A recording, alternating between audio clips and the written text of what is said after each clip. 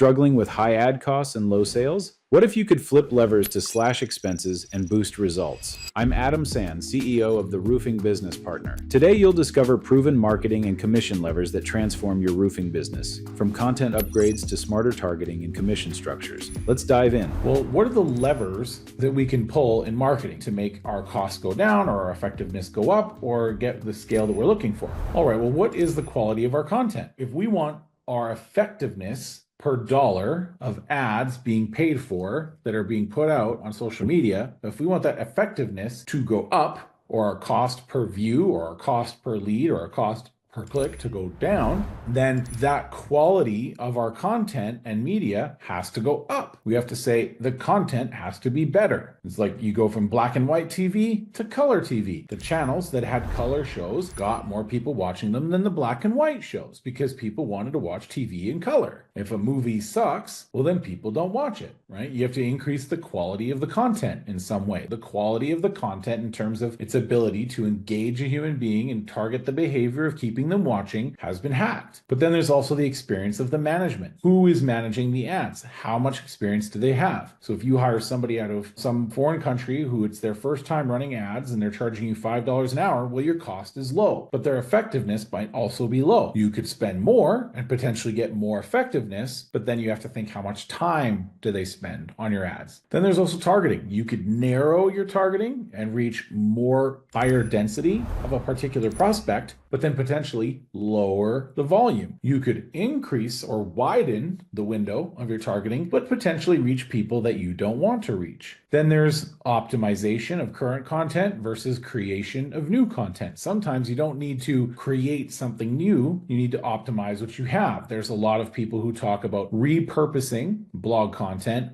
or updating blog content as being more effective than simply creating new blog content. You can optimize existing stuff versus creating new. These are levers that you can pull. And then there's omnipresence, just being in more places. If you are retargeting people who visit your website on Facebook and that works, well, then maybe you should also be retargeting people on TikTok, Snapchat, and Google Display. So you might have to, again, create content or optimize your content for another platform. And the targeting is the same. It's people who visited your website. The management experience just has to know like how to promote on that particular platform. And you want to make sure that before you do any of that, you figured out that the quality of the content and media is getting the result that you're looking for. So these are levers that you can pull in marketing. Now, there's also levers that you can pull in commissions. So you could be using company versus employee supplied tools and enablement to sell. So if you say, hey, you got to bring your own vehicle, your own ladder, you got to have your own computer and your own phone and your own data plan,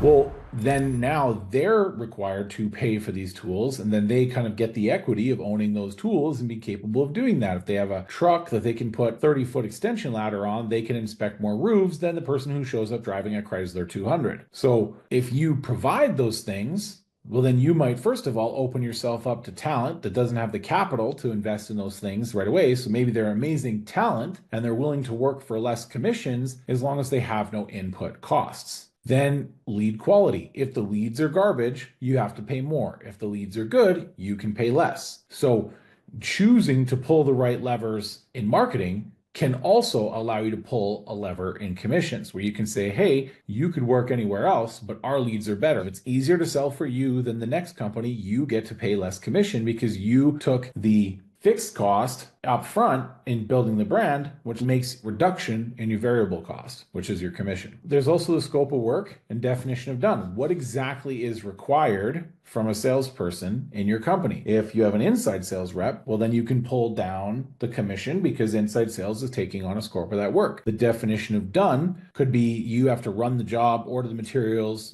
be there to meet the crew, get the check, quality control or quality assurance, the job, meet with the adjusters, all that kind of stuff. If you have more work to do and it's longer until your job is defined as done, you're probably going to pay more commissions than if you say have a site supervisor who will do it for a lower incremental costs. This is all ties into the roles and responsibilities, as well as the training that's provided. If you have a proven pathway to success and you can turn a person who knows nothing into a quality salesperson, you can generally have a lower commission rate because you have a proven pathway to success and you can take people without experience and turn them into good salespeople. But if you don't have that, then you have to hire people with experience and then they set the rules.